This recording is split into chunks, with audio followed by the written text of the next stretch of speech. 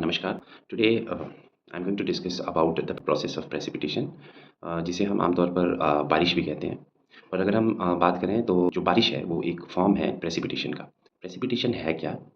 किसी भी फॉर्म में पानी एटमॉस्फेयर से जो अर्थ की सरफेस तक पहुंचता है उसे ही हम प्रेसिपिटेशन कहते हैं। अलग अलग फॉर्म्स हो सकती हैं, जैसे rainfall, snowfall, hail storm, dew, sleet, drizzle. So these are different forms of precipitation. Usually हम जो प्रेसिपिटेशन की बात करते हैं उसमें हम स्नोफॉल और रेनफॉल को ही कंसिडर करते हैं, क्योंकि यही जो प्रेसिपिटेशन की फॉर्म है ये मेजर जो स्ट्रीम फ्लो में हेल्प करती है, जिसे हम रन ऑफ भी कहते हैं। इसी से आपकी जो नदियों में पानी है वो बढ़ता चढ़ता है। तो जब भी हम प्रेसिपिटेशन की बात करते हैं तो रेनफॉल और स्नोफॉल, ये जो दो फॉर्म्स हैं इन्हें ज़्यादातर हम यूज़ करते हैं। अब प्रेसिपिटेशन की अगर हम बात करें कि प्रेसिपिटेशन होगा कैसे, तो इसका जो प्रोसेस है उसके लिए कुछ कंडीशंस हैं जो सैटिस्फाई होना चाहिए। जैसे कि हमारे जो वातावरण है उसमें सफिशिएंट मॉइस्चर का होना ज़रूरी है। दूसरा, हमारे वातावरण में छोटे-छोटे स्मॉल न्यूक्लियाइज़ जो रहते हैं, जो कि सॉल्ट पार्टिकल्स हो सकते हैं या फिर प्रोडक्ट ऑफ कंबशन, जो कंबशन से हमारे छोटे-छोटे प्रोडक्ट्स बनते हैं, वो हमारे वातावरण में उनकी मौजूदगी बहुत ज़्यादा ज़रूरी है। और तीसरा, जो वेदर है सिस्टम, वो इस तरह का होना चाहिए जो सपोर्ट करे हमारे कंडेंसेशन प्रोसेस को।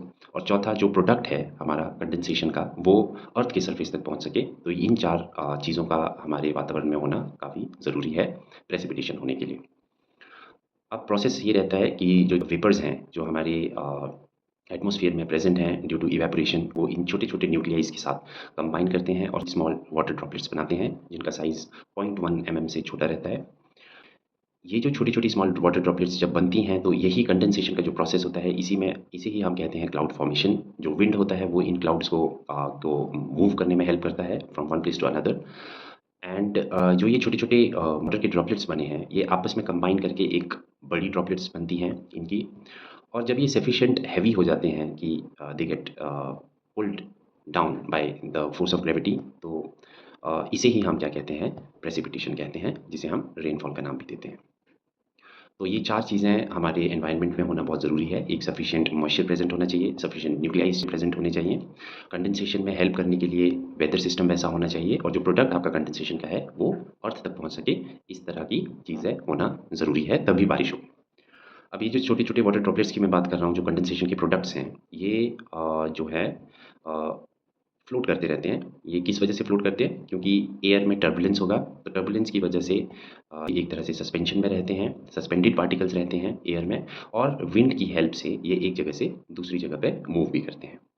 सो जिन्हें हम क्लाउड्स भी कह रहे हैं, और क्लाउड्स के अंदर जब ये जो मॉइस्चर है इनकी डेंसिटी इंक्रीज़ हो जाती है, तो ये क्या करते हैं, आपस में मिलकर एक बड़ी ड्रॉपलेट बनाते हैं, जो कि अर्थ की तरफ ग्रेविटी की वजह से अट्रैक्ट होती है, एंड इसे ही हम क्या कहते हैं, प्रेसिपिटेशन कहते हैं या फिर रेनफॉल कहते हैं।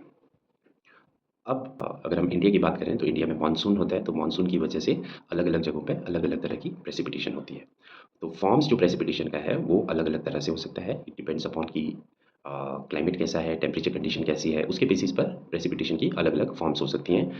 जैसे अगर हम बात करें, अगर टेम्परेचर आपका नॉर्मल है तो वहाँ पर प्रेसिपिटेशन रेनफॉल की फॉर्म में होगा। अगर टेम्परेचर हाई एल्टीट्यूड पे है तो वहाँ पर जो प्रेसिपिटेशन है वो स्नोफॉल की फॉर्म में होगा। सो वैसे ही अलग-अलग फॉर्म्स हैं। तो अगर हम फॉर्म्स की बात करें तो रेनफॉल है। रेनफॉल तभी मानी जाती है जब वाटर ड्रॉपलेट का जो साइज़ है वो 0.5 से ज़्यादा रहता है, और अप टू 6 जो रहता है साइज़ रहता है वाटर ड्रॉपलेट का। और अगर 6 एमएम से ज़्यादा का ड्रॉपलेट साइज़ है तो it gets break down into small droplets while falling from the atmosphere. और इंटेंसिटी जो रेनफॉल की रहती है, इंटेंसिटी के बेसिस पर हम रेनफॉल को अलग-अलग टाइप्स में क्लासिफाई कर सकते हैं। जैसे कि अगर हम लाइट रेन कहते हैं, तो इंटेंसिटी अगर रेनफॉल की है वो अप टू 2.5 पर आवर है, तो that is called termed as light rainfall. And if the intensity is between 2.5 to 7.5 per hour, then it is termed as your moderate rainfall. और इंटेंसिटी अगर 7.5 पर आवर से ज़्यादा रहती है, तो उसे हम हैवी रेनफॉल कहते हैं।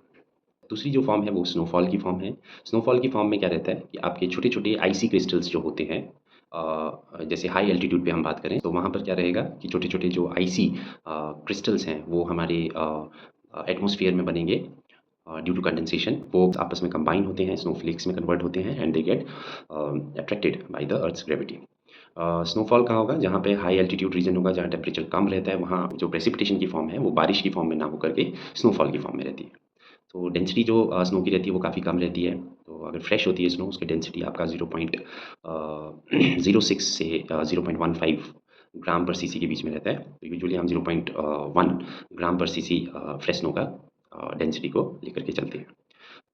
और दूसरी फॉर्म्स की बात करें तो ड्रिज़लिंग होता है। कभी-कभी हमें लगता है कि जो बारिश है वो छोटी-छोटी स्मॉल वाटर ड्रॉपलेट्स जो हैं एटमॉस्फेयर में फ्लोट करती हुई नज़र आती है। They appears to be floating in the atmosphere while falling down. So इसी फॉर्म को हम ड्रिज़लिंग कहते हैं। और ये जो ड्रॉपलेट साइज़ होता है वो 0.5 से छोटा रहता है। नेक्स्ट जो फॉर्म है वो स्लीट है। स्लीट क्या है कि कभी-कभी आपके एटमॉस्फेयर में यू सी कि रेनफॉल के साथ में छोटे-छोटे आइसी पेलेट्स भी आपको नज़र में आते हैं। छोटे-छोटे होते हैं icy pellets, they are coming down with the rainfall. So this is termed as sleet. Next जो आपकी फॉर्म है दैट इज़ हेलस्टॉर्म। हेलस्टॉर्म क्या रहता है? दीज़ आर आइसी लम्प्स जिनका साइज़ 8 से ज़्यादा होता है। कई बार काफ़ी ज़्यादा भी हो सकता है। सो एक्चुअली ये कब फॉर्म होते हैं? जब वायलेंट आपके थंडरस्टॉर्म्स होते हैं जिसमें वर्टिकल करंट्स होते हैं आपके, and vertical currents are very strong. तो ये फॉर्मेशन होता है आपका हेल्स का। 8 से ज़्यादा साइज़ रहता है, कई बार बहुत ज़्यादा बड़े भी हो सकते हैं। इट डिपेंड्स कि किस तरह का आपका थंडरस्टॉर्म कंडीशन बन रही है। So these are the different forms of precipitation, and we discussed about what is precipitation and what is the process of precipitation. So I hope the topic is clear to you. Thank you so much.